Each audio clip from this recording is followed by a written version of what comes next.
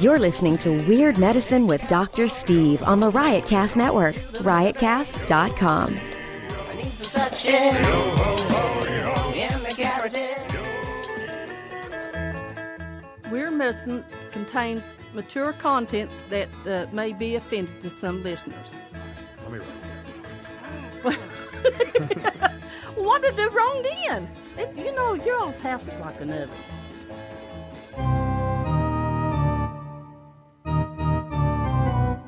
I've got diphtheria crushing my esophagus. I've got Ebola virus dripping from my nose. I've got the leprosy of the heart valve, exacerbating my incredible woes. I want to take my brain out and blast it with the wave, an ultrasonic, echographic, and a pulsating shave. I want a magic pill for all my ailments, the health equivalent of Citizen Kane.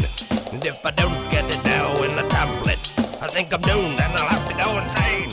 I want a requiem for my disease, so I'm paging Dr. Steve. Dr. Steve! It's Weird Medicine, the first and still only uncensored medical show in the history of broadcast radio, now a podcast, now on Spotify, now on Pandora.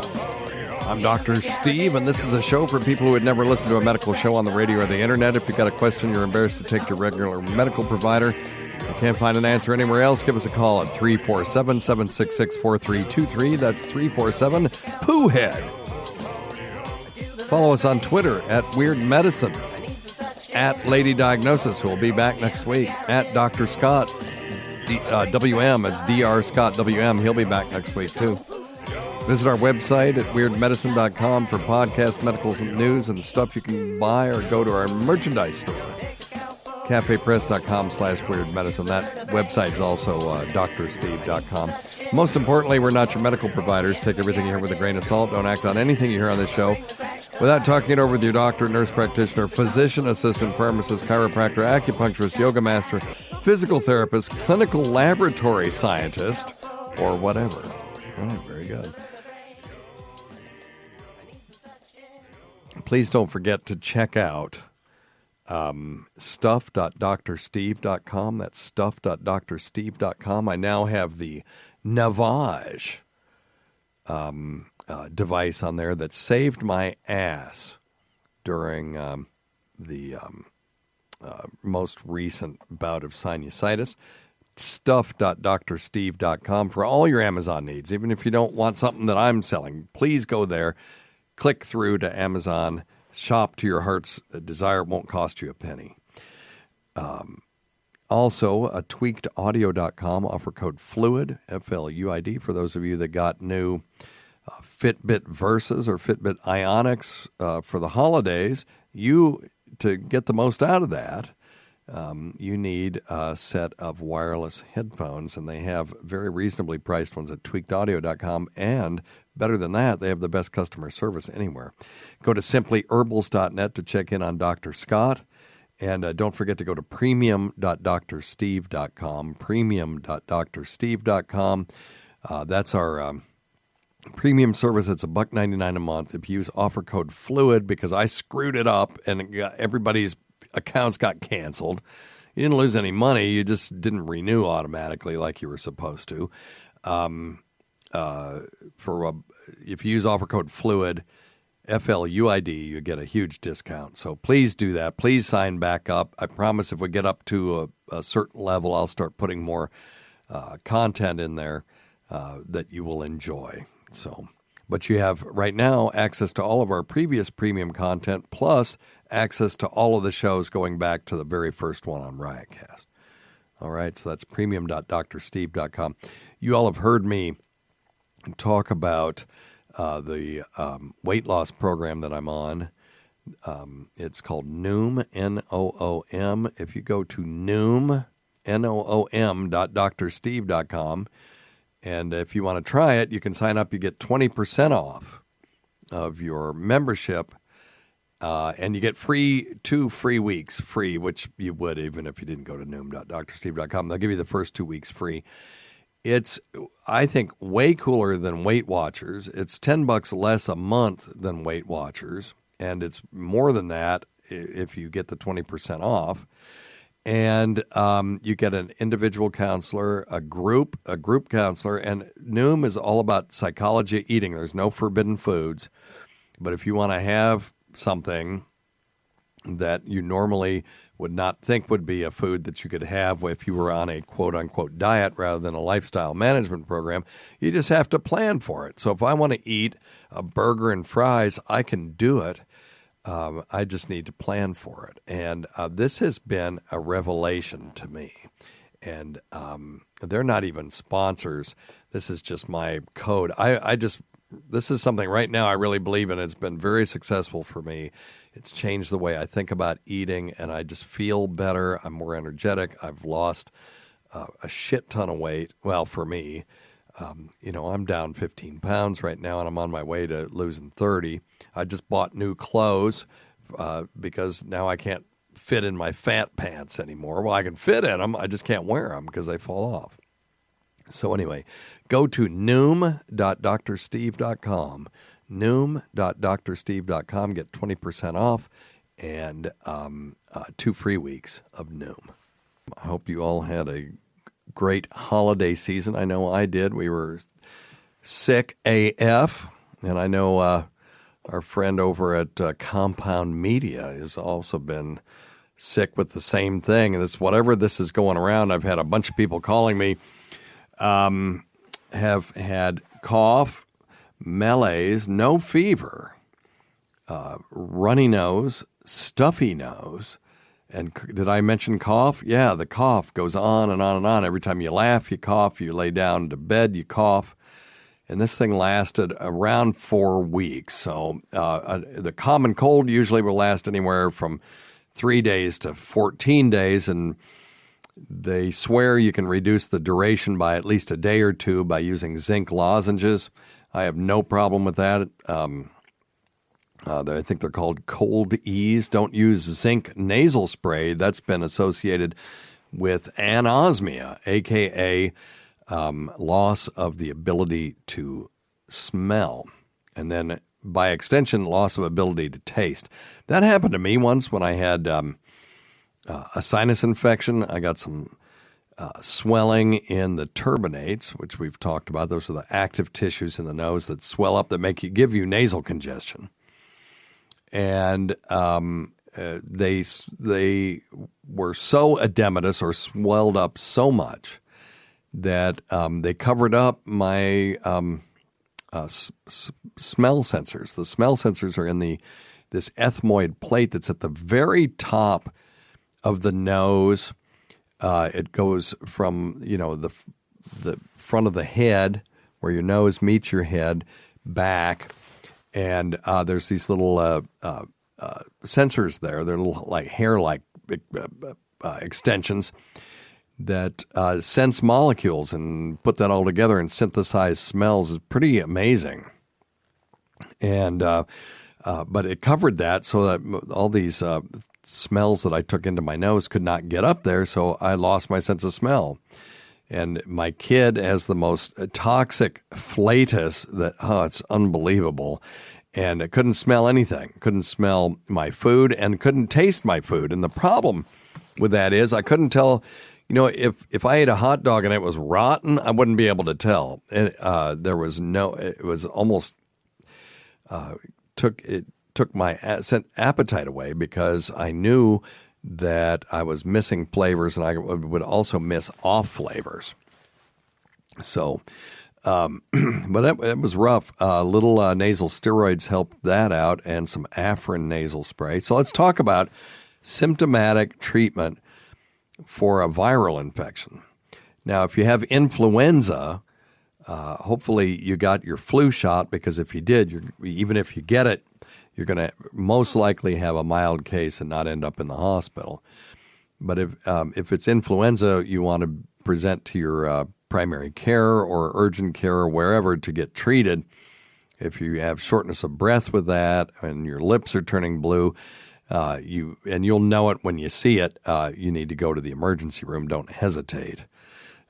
Because influenza, as you know, can become a very serious illness. Even when you recover from influenza, if you have known flu and you sailed through it, and then all of a sudden you start coughing up green stuff and feeling like crap, and now you've got a recurrent fever, you may actually have a staphylococcal pneumonia. It's not uncommon to have after influenza. I guess the influenza virus disrupts the mucous membrane inside the lung and the alveoli to the point where they become susceptible to bacterial infection. So, but if you have influenza, go get checked. But if it's a cold or this thing that's going around that seems to be a virus and we're not able to, treat the underlying problem, here's symptomatic treatment. And as always, check with your primary care. Some of these things may be contraindicated for you, and I'll tick those off too if you're on blood pressure medicine or other medications. So make sure when you're going to do a course of self-care that includes over-the-counter drugs that you talk it over with your primary care provider or, some healthcare provider. Anyway, so for runny nose is caused by, liquid mucus that's being extruded or exuded or excreted from cells in the turbinates mostly. These are active tissues.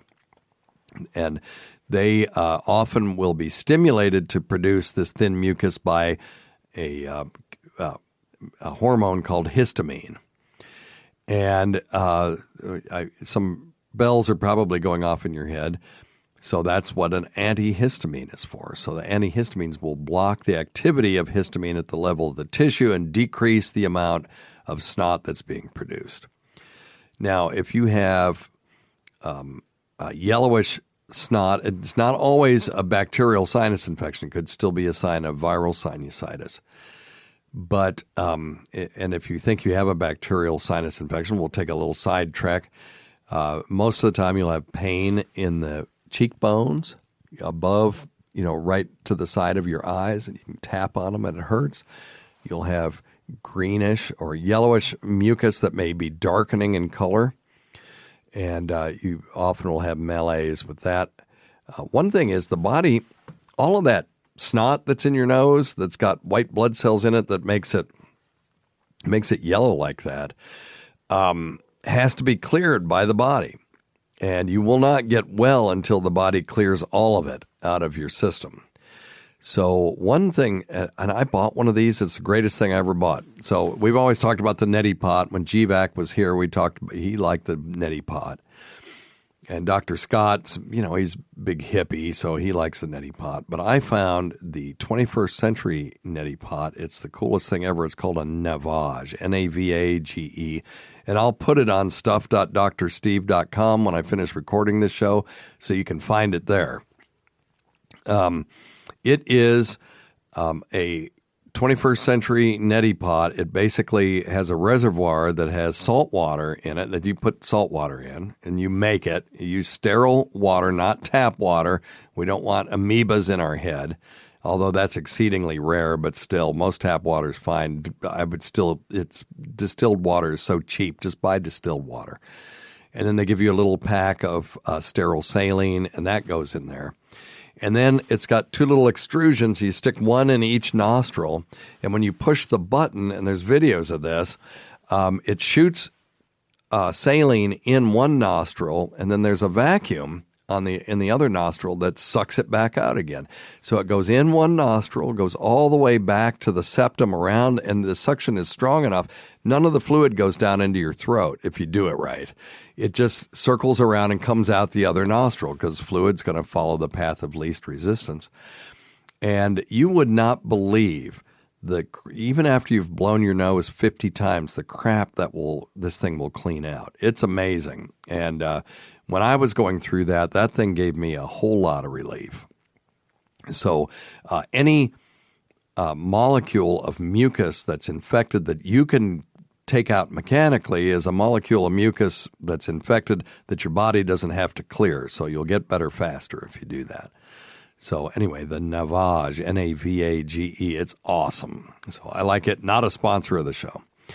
Wish they were. I could promote the hell out of that. All right. So runny nose, antihistamines. Now, if you don't want to be sleepy, I would avoid the old school antihistamines like Benadryl. Sometimes it's great. You take one at bedtime, you sleep all night. They sell it as a sleep aid. As long as you don't have a reason not to take Benadryl, one of those would be in prostatic enlargement. You could take Benadryl. If it doesn't make you sleepy, it's fine. It's dirt cheap, works really well. Otherwise, I recommend a non-drowsy antihistamine like Allegra or cetirizine, which is starts with a Z. I can't remember it. Allegra is fexofenadine. And those are, or Claritin, which is loratadine. For me, the fexofenadine or Allegra works the best. The other one is Zyrtec, cetirizine. But, if one worked better than all the others, we'd only need one. So everybody's different. So that one works for me. One of the other ones might work better for you. So that is stuffy nose. Runny nose. For stuffy nose, you need a decongestant. So remember we talked about those turbinates that are active tissues. They will swell up in the presence of inflammation and they will recede again in the presence of not inflammation, I guess. And the mechanism that they do that is by opening up blood vessels and allowing fluid in the form of blood and then to flow into those tissues, and that increases the density of those tissues. And then that in the presence of histamine particularly, what will happen is the tight junctions in those blood vessels will open up and allow fluid, and it's a real thin mucus, but it's mostly water, to leak out. And so now you've got these thick, boggy tissues that are now leaking thin mucus, which you'll take care of with the antihistamine, but you still have these big, boggy membranes in there, and they occlude your airway in the nose. So you want to use a decongestant. Now, some people who are on blood pressure medication can't take strong decongestants. You got to talk to your treating provider. Which ones can you take? They have this Coricidin HPB. That's for HBP. It's for people with high blood pressure. All it is a lower dose of the decongestant. So common decongestants are phenylephrine and pseudoephedrine. We used to have phenylpropanolamine. I believe somebody told me that was off the market. And then there's the nasal sprays where they have these epinephrine-like things, and one that's called oxymetazoline, a.k.a. Afrin, and it's dirt cheap, and it works so well to open up your nose that it can be addictive. Now, is it addictive in the sense that you lie, cheat, and steal and crave it and use it beyond harm? Not really. It's habit forming. Why is it habit forming? Because it works so well. It causes vasoconstriction of the blood vessels going into these turbinates. So vasoconstriction, meaning constricting of the blood vessels, so there's less fluid going in. The turbinates recede, and you open up your airway for 12 hours. Well, that takes a lot of energy to clamp down on a blood vessel for 12 hours. Even for these tiny little blood vessels, for them, it's a lot of energy. It's a lot of heavy lifting. So when the stuff wears off, they go, oh, thank God, and they relax. And then, of course, they open up to wider than they were before. So what that requires is you got to do it again. And you do it again, and you do it again. Next thing you know, you're doing it not every 12 hours, but every 8, and then every 6. And then you get to be like my maniac ex-wife who was doing it every 15 minutes. She would go through a bottle of Afrin every day. And, adverse effects abound when you get up into those ranges because that's not the way it was designed. So when you're vasoconstricting your nose, you could be vasoconstricting vessels in your heart and other places. So that's the problem with this stuff. It works so well. So you can only use it for a few days. Now, if you only use it at bedtime so that you can sleep with a clear nose, you can take Sudafed or one of the other ones in the morning, or Dayquil, that's got a decongestant in it, in the morning, and then do the Afrin at night. You're much less likely to have habit-forming behaviors come from that. but still can happen. So if you do it only once a day at bedtime, I'd recommend the Afrin for no more than 5 to 7 days. Okay, and so you can take the pills or you can do the Afrin. Again, make sure that it's not contraindicated in you if you're on certain blood pressure medications, or if you're prone to problems with vasoconstriction. Okay, so we've done runny nose, we've done stuffy nose. How about cough? Well, in the old days, we just used narcotics for cough because they are antitussive, as we say. They block the cough mechanism, and they work great. But then some genius found that the D-isomer, okay, so let's talk a little bit about isomer. So some molecules are not symmetrical when it comes to handedness. In other words, you can have a left-handed molecule and a right-handed molecule. It's kind of hard to describe on the air, but just trust me, the way these molecules are constructed, you can't put them in a mirror and see the exact mirror image, okay? So there's a left-handed molecule and a right-handed molecule. Just trust me, there's a left-handed and a right-handed molecule of levomethorphan, which is a very potent narcotic. The right-handed molecule is dextromethorphan, and it has very little properties of an opioid, or you may call it a narcotic. We would call it an opioid. Very little properties. Opioids cause pain relief. They cause changes in the pupils. They also cause decrease in respiratory drive, or can cause respiratory failure. And they'll also decrease cough. Well, this stuff doesn't have much pain, unless you just drink gallons of it. Much activity on pain. Doesn't have much activity on the irises of the eye. Doesn't suppress breathing, except in mega doses, which you shouldn't take. But it does decrease the cough response. So apparently the receptor that these things are hitting for cough response don't care whether the molecule is right-handed or left-handed. They kind of deal with it equally. So that's kind of interesting. So that's your organic chemistry lesson for the day.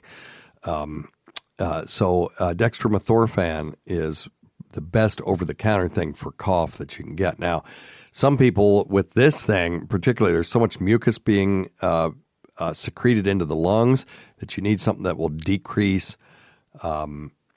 mucus production, and for that you got to see your primary care. I use a thing called ipratropium bromide or Atrovent inhalers for these people, and they'll just inhale it, and it decreases the mucus production, decreases the cough.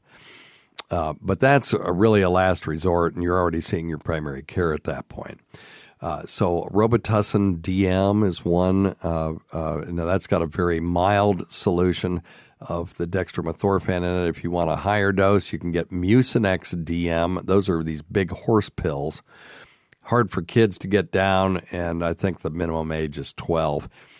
And you take those, and the guaifenesin that's in them is an expectorant, thins out mucus, allows you to cough it up easier, and then the dextromethorphan keeps you from doing unnecessary coughing. So we've dealt with runny nose, stuffy nose, cough, aches and pains.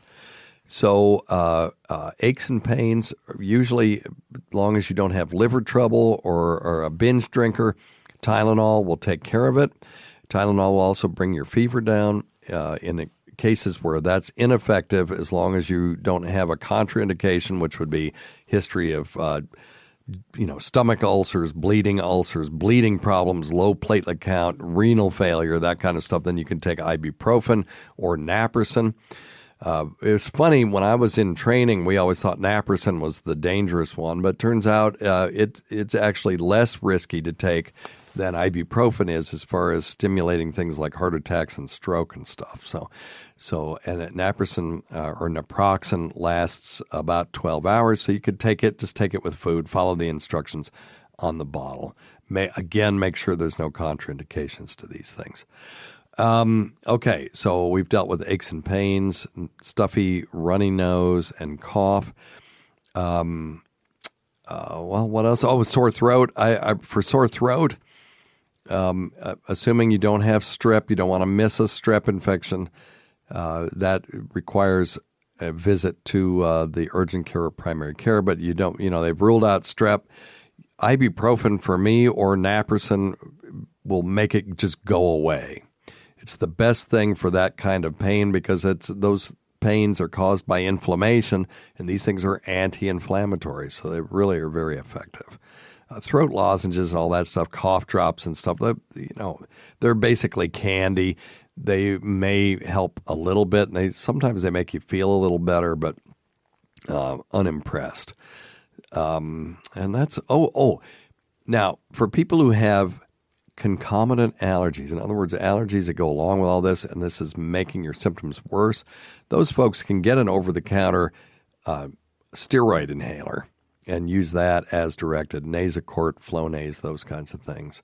I don't like Flonase's advertising because they say, well, it treats 6 things and 6 is more than 1. It's like, I don't need to be told 6 is more than 1. I'm aware of that. Like Florentine says, I'm not 4.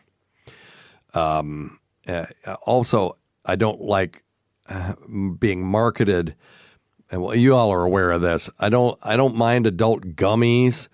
I promote the use of melatonin gummies instead of melatonin pills because I think they're more bioavailable. In other words, they dissolve more readily and you get more medication. It doesn't have to leach out of this pill when a gummy dissolves. But I don't like the way they market to us. That's what I don't like is that, my vitamin is in a delicious gummy. And it's like, shut the how old are you? 4? So anyway, I need Florentine here for exactly those. Maybe I could find a drop where he said, if any of you have a drop of Florentine saying that, send it to me. I've got a couple of spaces on my soundboard and I'll throw it in there. Okay, anyway.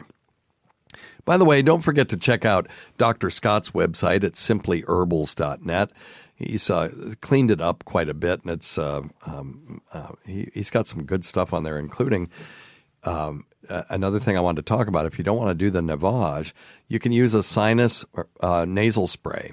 There's one on the market called Ocean Nasal Spray. You spray, and then blow your nose, and you blow out all this crap. And this is not an advertisement. I'm just telling you I use this stuff. Dr. Scott's sinus, I give him a lot of shit. But this is something I cannot give him shit about, which is his Simply Herbal Sinus Rinse, and it's on his website at simplyherbals.net. And tell him Dr. Steve sent you. Anyway, don't forget to listen to our podcast wherever podcasts are heard. We are now on Spotify, and we've always been on iTunes. We're on Spotify and Pandora. And don't forget the Amazon skill. I think you have to enable it, but it's really easy. I'll show you what the skill is for people who haven't heard this for a while. Alexa, ask Dr. Steve for a fun fact. Check your stupid nuts for lumps. Quit smoking. Get off your rear and get some exercise. And we'll see you next week on Weird Medicine. For another fact, please say, tell me another fact. To quit, say, stop. That wasn't really a fact. Let's try another one.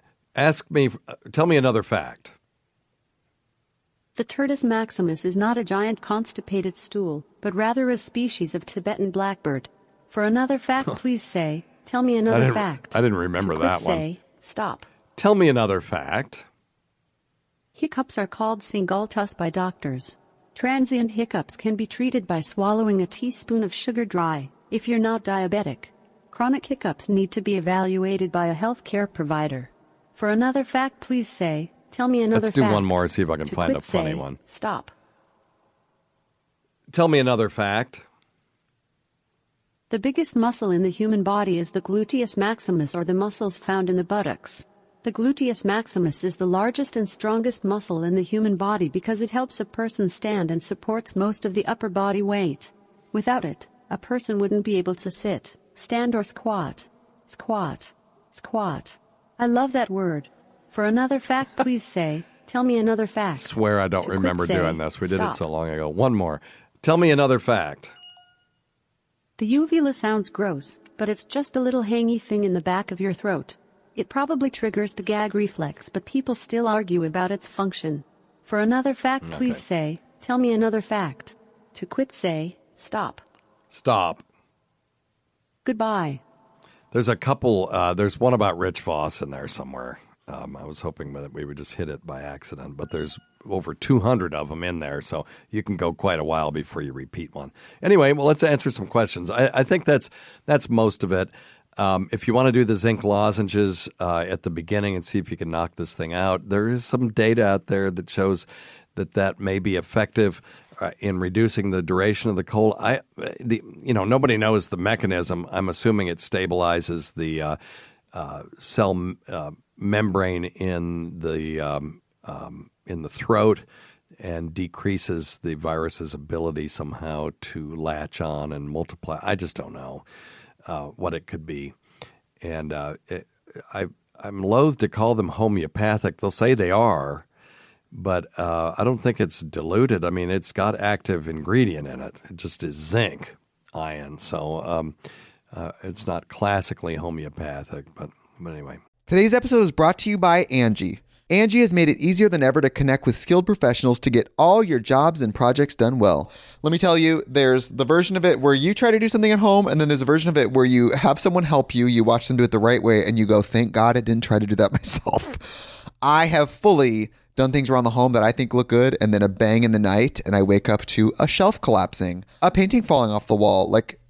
I've seen it all go south. I own a home, and I can tell you, I know how much work it can take. Whether it's everyday maintenance and repairs or making dream projects a reality, it can be hard just to know where to start. But now all you need to do is Angie that and find a skilled local pro who will deliver the quality and expertise you need. Whatever your home project, big or small, indoor or outdoor, you can Angie that and connect with skilled professionals to get the project done well. Right now, one of my wish lists is I want a bike for my condo in Milwaukee, and I would love to rig it up on a pulley in the ceiling because I have one of those lofted ceilings, but I'm so scared to try that on my own. Angie has 20 years of home experience, and they've combined it with new tools to simplify the whole process. Bring them your project online or with the Angie app. Answer a few questions and Angie can handle the rest from start to finish, or help you compare quotes from multiple pros and connect instantly, which means you can take care of any home project in just a few taps. Because when it comes to getting the most out of your home, you can do this when you Angie that. Download the free Angie mobile app today or visit Angie.com. That's ANGI.com. All right, let's see. Don't take advice from some asshole on the radio. All right. I think that's the very first thing. Oh, shit. Where are we? I'm in the wrong place here. There we are. Okay, thank you. Hey, Dr. Steve. Andy calling in Ohio. Wanted to get your thoughts on something. I had a vasectomy about a month ago, and I still have what feels like a little blueberry-sized knot in my scrotum, along with obviously the two testicles. Wanted to know if that's normal, if that's something I should get checked out, or what it might be. So thanks a lot. Yeah, man. Okay, so he's had a vasectomy and now has a little knot in there. If you remember, that's where double vasectomy Todd got his name. He had a vasectomy and had a third nut. So his was a little bigger than a blueberry, and he had to have that revised. In his case, the third knot was a spermatocele. Now, a lot of times these things are abnormal cysts at the epididymis, which if people who've listened for a long time know that's an wait a minute. Who could this be? Hello, Tacey. You're on Weird Medicine. No, I need to talk to you. Really? Well, okay. Okay. I guess I better pause this and talk to her. I will... this will be invisible to you, but it will be apparent to me, and I'll be right back. I love to masturbate. I love to masturbate. All right, I'm back. I guess that's what I'm going to be doing for a while. No, I'm just kidding. It's Yep. Needed to deal with a little home business there. All right. Where was I? Oh, I was talking about this guy's spermatoceal.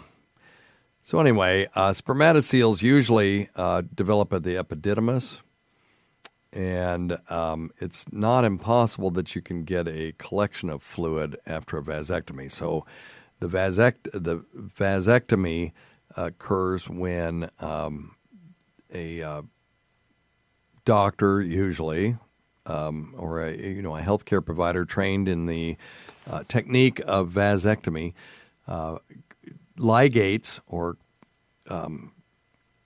ties off and then cuts in two the tube going from the testicle into the body, where it's mixed with prostatic fluid and seminal fluid to make semen that has sperm cells in it.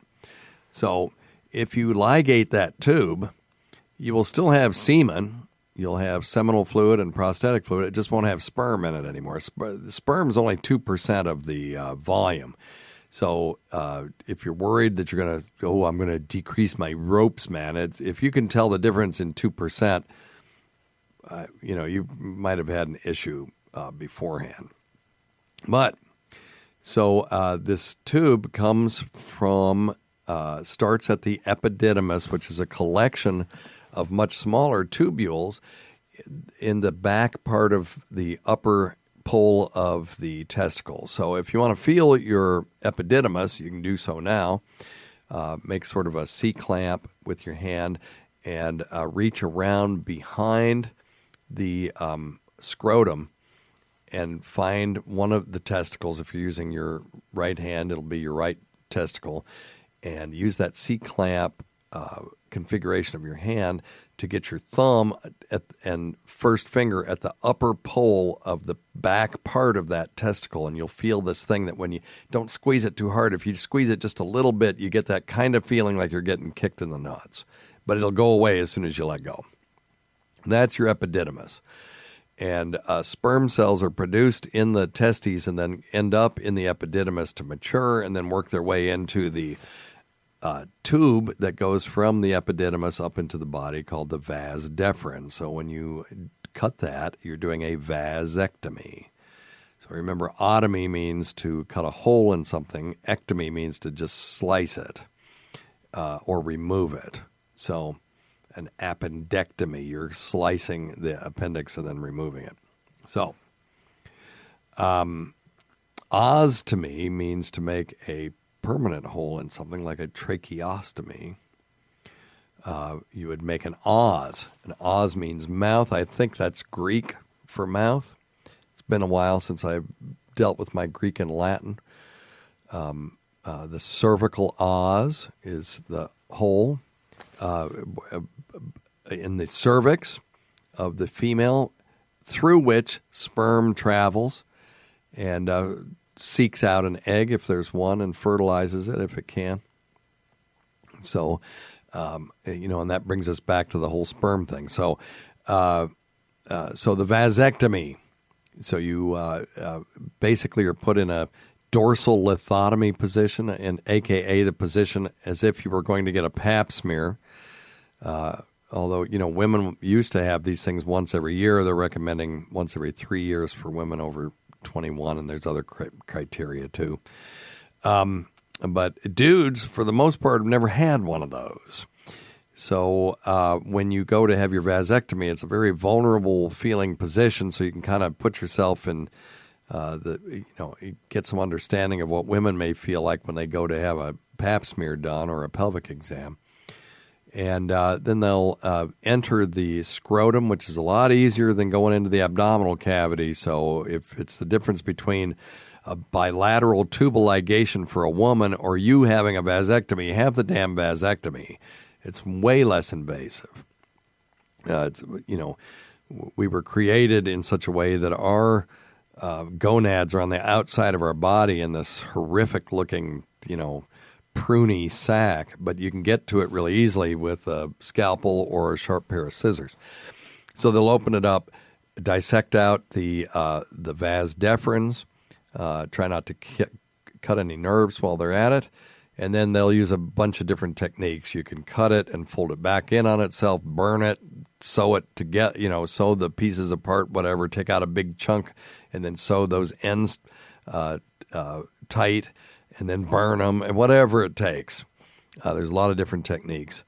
And to interrupt that flow, now the testicle's just fine doing it that way. Any sperm that don't make it up into a functioning vas deferens just are resorbed down there so that it's not like they build up a bunch of back pressure or anything. So this guy has this blueberry-sized collection. Now, it's maybe just be scar tissue. It could be fluid. He needs to see his urologist. This is a long way to say go see your doctor and see if it's something that needs to be dealt with. If not, they'll let it go for a while and just watch it and see what happens with it. All right. Now, if it grows, if it starts increasing in size and gets red and painful, that's a sign that the damn thing's infected. He needs to go see somebody right then. All right.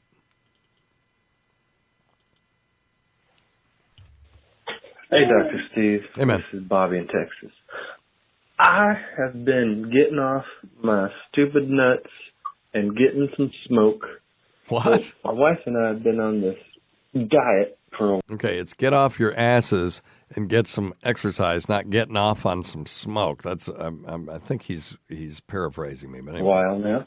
And I used to be as regular as the sunrise, but now I can't get one out in under 10 minutes. And it feels like I'm about to blow my O-ring out. But we ain't been eating as much junk and stuff, and all healthy stuff, replacing some meals and breakfasts with these fucking breakfast shakes and whatnot. And I am crapping logs. Is that normal? Should I be looking into stool softeners? I'm about to drop a fucking torpedo. Oh, thank you. Give yourself a bill. This is the first time we've had somebody that I know of taking a literal shit rather than a metaphorical shit on the air. I do the metaphorical shit every day on the air. So usually cannabis, I wasn't sure I understood his question. Cannabis usually doesn't cause constipation. There are people that will use it to relieve constipation. I could imagine, sometimes you get that dry mouth. Those are and your heart racing. Not that I would know, but so people tell me those are quote unquote anticholinergic effects. And sometimes if you are heavy into the anticholinergic effects, this can also cause constipation. So that may be what's going on. People who are on low-carb diets, you would think if you're eating a lot more fiber and green leafy vegetables and stuff that you would be more regular. And a lot of people report increased constipation. They may go once every 3 days and then just have giant shits when they do go. So if he wants to call me back when he's not smoking, I might be able to answer that question because I didn't get a cogent question out of that. But it was very entertaining hearing him drop a deuce. All right. Very good. Yeah, you guys are talking about masturbation and the stop-start system. My question is kind of in that same ballpark. I was just wondering, is there such thing as masturbating too much? And what is too much masturbation? You probably already asked that question, but Nick from Canada. Thanks. No, my old medical school professor would say the only time that you're masturbating too much is if you're doing it so much it's interfering with meals. In other words, if it's affecting your life and you're obsessively masturbating, that bears looking into. That could be a sign of obsessive-compulsive disorder, some other impulse disorder problems.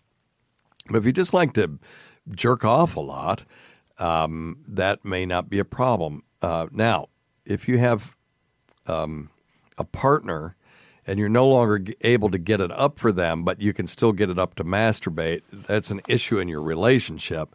And if you really love that person, you want to be able to get it up for them, you have to stop masturbating. That's the first thing I tell people, when they say, I just can't get it up for my spouse or my, a significant other. Stop masturbating so that you're saving all of that goodness for them, and you'll be more easily stimulated by them. Now, if you just absolutely can't get it up for them, then you got to look at your relationship and see if everything's okay. And there could be some unresolved anger issues, or you may have just fallen out of love with them too. That's a possibility. The scary thing about relationships like that is you really can't control that. You want to be in love with somebody, and you just can't. You're not.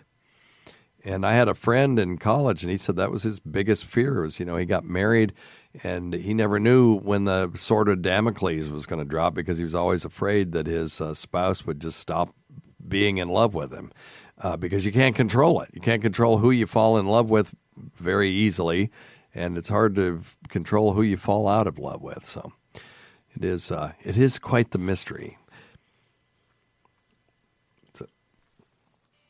Hey, Dr. Steve, I'm on metoprolol for my heart. Recently diagnosed with allergy to almonds, and the doc gave me an EpiPen. I was looking online, and this guy listed as a major drug interaction, taking those two together. What advice would you have for me? Happy New Year, and you guys are fucking awesome. Oh, thanks, man. It's just me, but thank you. I'll take the compliment. EpiPen.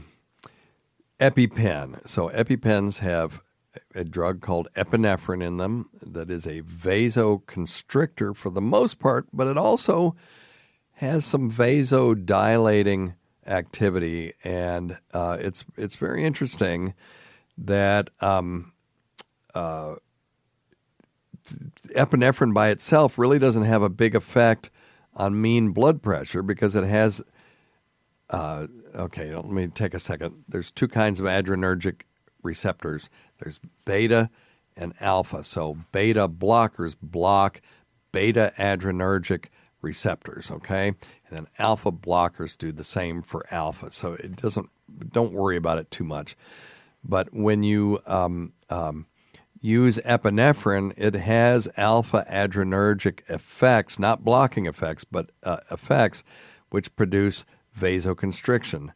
And then their beta adrenergic effects induces vasodilation, okay? Now, if they're on a non-selective beta blocker, in other words, one of these sort of general beta blockers, the old school type, and they get epinephrine, the beta blocker prevents, it's blocking the beta adrenergic receptor, right?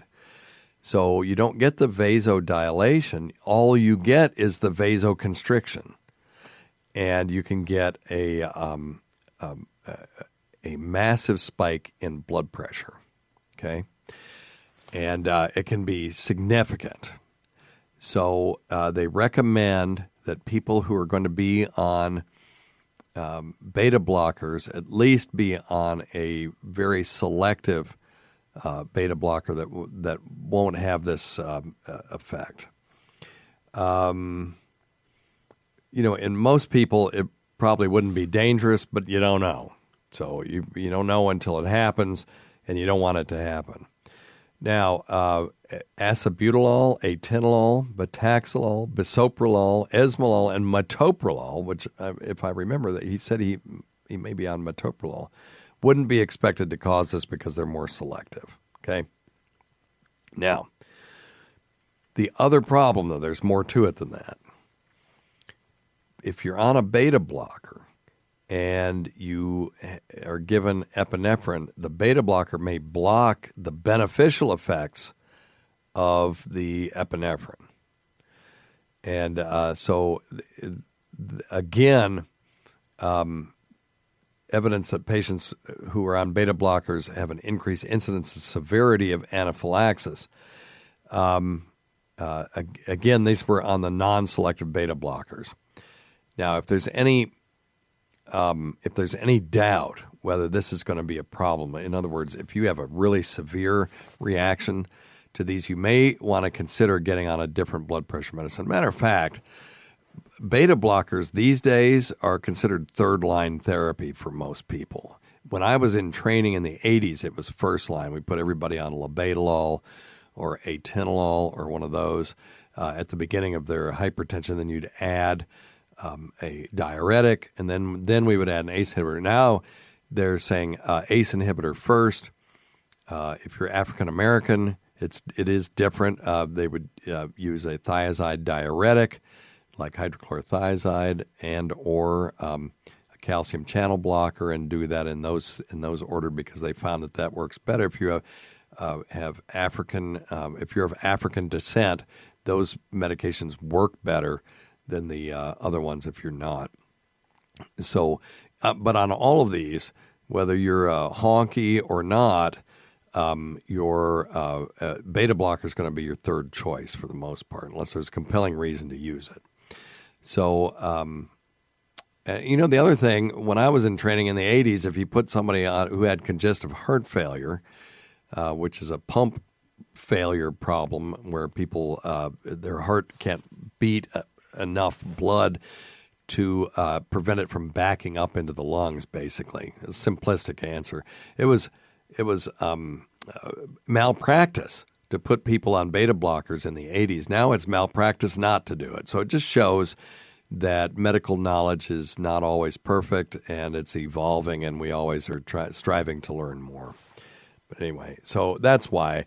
So you may want to talk to your primary and see if it might be appropriate to put you on something else. I'm not, and certainly don't stop anything based on what you hear on this show, because you don't know who I am. All right. Hi, Dr. Steve. Love the show. I got a quick question about bacterial vaginosis, and basically whether partners could just keep basically just passing it along to each other. My girlfriend and I, when we get intimate, recently she basically caught that fishy smell and whatever. She was diagnosed basically that's what it was, the BV. But when we would continue to have sex while she was on it, and then I wonder if I contracted that essentially, and she would treat it, get rid of it, and then we would have sex again, and then voila, she would have it back. So my question to you is it possible for partners to basically just keep passing it on to each other? And if so, what can I do or what can she do to eliminate it? Yeah, okay, that's a great question. So bacterial vaginosis, not really a sexually transmitted disease, not in the way that we think about it, is an overgrowth of generally one bacteria called Gardnerella vaginalis, but there are others that can cause it. You can diagnose this due to a fishy smell of the mucus from the vagina that's usually not white and milky like some other things. There's a Mobiluncus genera that can also cause this. We will diagnose it with a whiff test, which is where you take some of the fluid, you put a little potassium hydroxide on it and smell it. And if it smells like a fish market, then that's diagnostic. If you look at the cells under the microscope, you'll see little white blood cells with a whole bunch of bacteria adhering to the cells. I'm sorry, not white blood cells; they're epithelial cells. So they're cells from the wall of the vagina, and they've just got bacteria just adhering all over them like little black dots. Then that's diagnostic. So very often we'll treat this with antimicrobial treatment like metronidazole. If you take metronidazole, you don't want to drink alcohol with that because it can block the metabolism of alcohol, trapping it in an intermediate molecule called acetaldehyde, make you sicker than hell. So, but metronidazole pills or gel is recommended for this. Women who have multiple episodes of this may benefit from using condoms with sexual intercourse. So, if you have recurrent bacterial vaginosis, you can use the metronidazole vaginal gel twice weekly for 6 months. They've got a boric acid capsule that you can use. You don't take it orally. This is intravaginally. It can kill you if you take it by mouth. So follow the directions, please. Sometimes they'll do oral metronidazole and fluconazole, which kills yeast. I don't know why they would give you that, but that's one of the CDC recommended regimens once a month. Now, treatment of partners. This is where it gets interesting. The CDC doesn't recommend treatment of partners because there's no definite data to support any recommendation to treat you.